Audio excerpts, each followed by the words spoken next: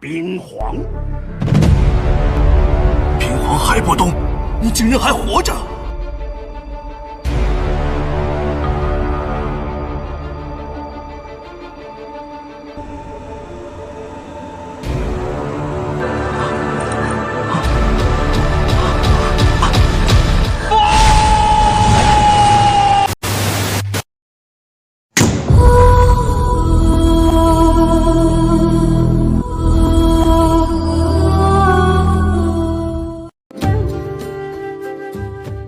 ！Halo, apa kabar semuanya? Semoga kalian sehat ya, baik jiwa, raga, serta keuangannya. Oke, jumpa lagi nih bersama Mimin di sini yang masih akan selalu memberikan informasi menarik seputar film Donghua tentunya. Di video kali ini, admin akan membahas fakta-fakta menarik dari Sang Kaisar Es Hai Bodong, sosok legendaris dari Kekaisaran Jiama, dan juga salah satu karakter favorit dari admin nih. Dan seperti biasa, tanpa banyak basa-basi di awal, let's talk about it. Berbicara mengenai Hai Bodong, sosok yang digambarkan sebagai pria yang memiliki karakter tangguh, pendiam, serta jarang memunculkan ekspresi berlebih ini adalah sosok legendaris yang keberadaannya pernah menjadi momok yang wajib diperhitungkan oleh setiap praktisi di Kekaisaran Jiama. Meski sosok ini hanyalah pemeran pendamping bagi pemeran utama dari serial Battlefield The Heaven, namun sudah tidak diragukan lagi nih, baik peran serta pengaruhnya kepada Xiaoyan sebagai pemeran utama di film ini memberikan dampak dan pengaruh yang cukup signifikan dalam perkembangannya di Kekaisaran Jiama. Bahkan dia pernah menjadi sosok pengganti Yo Chen untuk melindungi Xiaoyan di saat guru dari Xiaoyan itu tertidur akibat kehabisan energi spiritual. Tidak sampai di situ, peran dari Kaisar Es ini berlanjut menjadi pelindung bagi Xiaoyan di saat dirinya berusaha kabur dari kejaran para anggota sekte awan berkabut. Bahkan dia pun melindungi klan Xiao di saat mereka disergap oleh anggota Aula Jiwa yang bertujuan untuk merebut giok peninggalan Kaisar kuno Tause. Karena jasa-jasa inilah, dia pun menjadi salah satu sosok penting di dalam hati Xiaoyan. Nah, berikut ini adalah fakta-fakta menarik tentang Sang Kaisar Es Hai Bodong yang sudah admin rangkum untuk kalian. 1. Pendiri keluarga Miter. Di masa mudanya, sosok yang telah menggemparkan Kekaisaran Jiama ini membangun hubungan kerjasama antara dirinya dan sebuah klan untuk saling menguntungkan kedua belah pihak. Nah, seiring berjalannya waktu, klan tersebut dikenal sebagai klan primer yang berfokus pada perdagangan dan pelelangan barang-barang seperti pil dan berbagai teknik bertarung. Yang semakin lama, pondasi dari kedua klan tersebut kian mengukuhkan eksistensinya di Kekaisaran Jiama. Dan salah satu pendirinya tidak lain adalah Hai Bodong yang berperan penting sebagai salah satu pendirinya. Nah, Hai Bodong ini menjabat sebagai salah satu tetua dengan otoritas tinggi dari keluarga dagang yang dikenal sebagai keluarga Miter. Nah, setelah dia kembali dari Gurun Tagar bersama Xiaoyan, secara tidak langsung dia ditawari menjadi patriark klan Miter oleh Miter Tangshan. Namun, dia menolak dan memilih sebagai orang yang bergerak di balik layar. Hingga kedepannya klan Miter nantinya akan dipimpin oleh Miter Yafei. 2. Pengguna metode QS satu-satunya di Kekaisaran Jiama. Dari sinilah julukan Kaisar Es disematkan kepada dirinya. Dan itu pula lah yang membuat nama besarnya terukir sebagai legenda. Karena hanya dia seoranglah yang dapat mengolah metode Ki perubahan es di seluruh Kekaisaran Jiama. Dan asal kalian tahu saja nih guys, untuk mengolah pondasi metode QS ini memang sangatlah sulit. Apalagi nih Kekaisaran Jiama tidaklah memiliki sumber daya yang besar untuk mendukung jenis metode Ki semacam ini. Sehingga bisa mengolah jenis metode Ki semacam ini sudah membuktikan bakat luar biasa dan kejeniusannya. Dari sini admin juga berpikir Mungkin saja nih, klan dari Hai Bodong berasal dari dataran tengah di benua Daoki, seperti klan Xiao, atau klannya memiliki warisan leluhur yang memiliki metode ki semacam ini. Nah, jika kalian mempunyai opini, silahkan tulis di kolom komentar. Next, fakta selanjutnya, pernah berkonflik dengan sekte awan berkabut. Di masa mudanya, reputasi dari sang Kaisar Es ini dibangun berdasarkan kekuatannya yang telah menjadi salah satu yang terkuat di antara generasinya. Bahkan hanya sedikit praktisi dari generasi yang sama yang mampu mengalahkannya. Di saat puncak masa muda inilah, dia pernah memprovokasi pemimpin terdahulu dari sekte awan berkabut dan bertarung sendirian melawan mereka.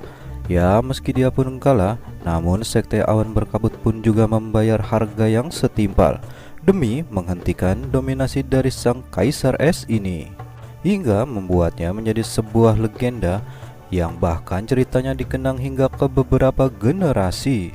Nah, jadi sebelum Xiaoyan berkonflik dengan sekte awan berkabut, ternyata sang Kaisar Es ini pernah terlebih dahulu berkonflik dengan mereka. Jadi terlihat jelas kan kesamaan nasib antara Xiaoyan dan Hai Bodong. Di sini admin akan sedikit mengklarifikasi nih guys. Untuk pemimpin sekte yang ia lawan itu adalah pemimpin sekte sebelum Yun San memimpin sekte ya. Dan juga nama dari pemimpin yang bertarung dengannya tidak disebutkan. Admin sendiri berharap semoga kedepannya akan ada episode spesial yang akan mengangkat masa lalu dari Hai Bodong ini. Nah, gimana nih guys menurut kalian? Fakta keempat, hidupnya di tangan Yao Chen. Di saat kekuatan Hai Bodong disegel oleh Ratu Medusa, dia dan Xiaoyan memiliki perjanjian untuk membuat pil yang bisa memulihkan kekuatannya. Rencananya pil tersebut akan ditukar oleh sebuah peta yang menunjukkan letak api surgawi peringkat ketiga.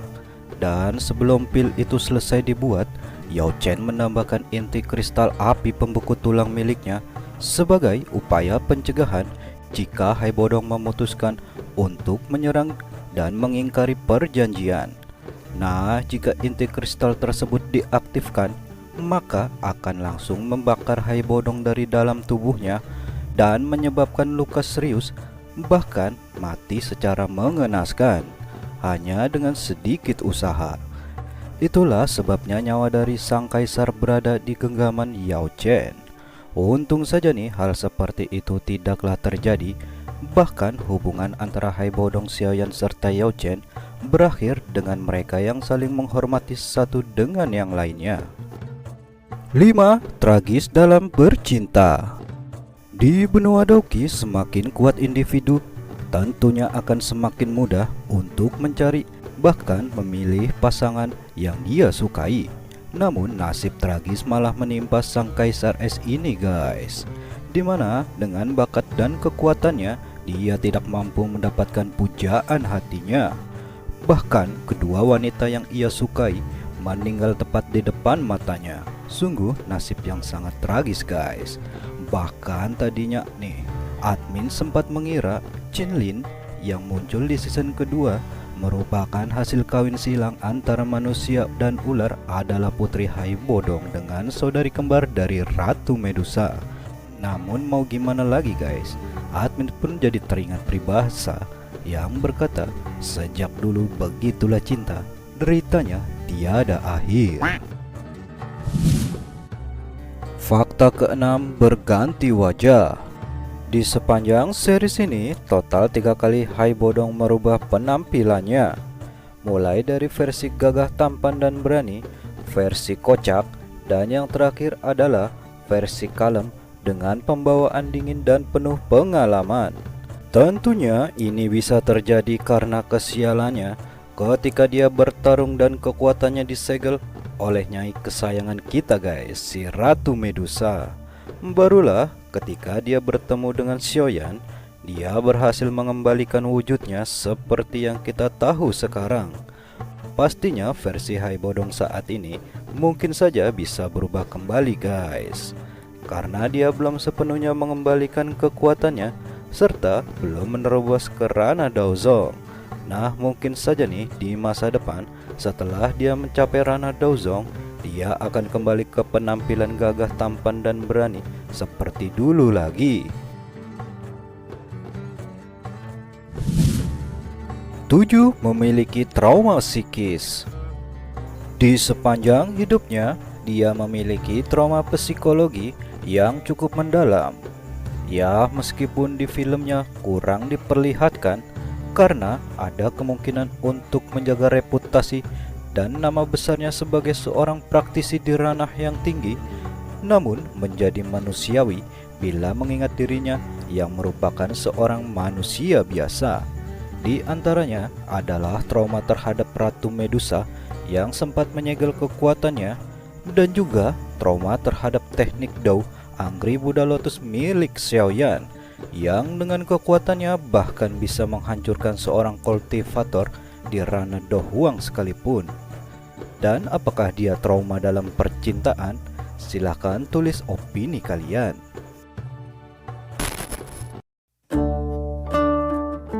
Well, jadi itulah sederet fakta menarik seputar karakter Dong Hua yang berjuluk Kaisar Es Hai Bodong, sang kultivator legendaris dari Kekaisaran Jiama. Bila admin menelaah lebih jauh, meski hanya menjadi pemeran pendamping, tapi peran dari karakter yang satu ini tidaklah kalah dengan Yao Chen yang merupakan guru dari Xiaoyan. Bahkan duet dirinya dengan Xiaoyan menjadi salah satu yang terbaik sejauh ini menurut admin ya guys. Semoga kedepannya kita bisa menyaksikan lagi aksi-aksi ciamik dari si Om Santuy ini ya. Dan seperti biasa, terima kasih bagi kalian yang sudah menonton video ini sampai selesai, dan sampai jumpa lagi di next video.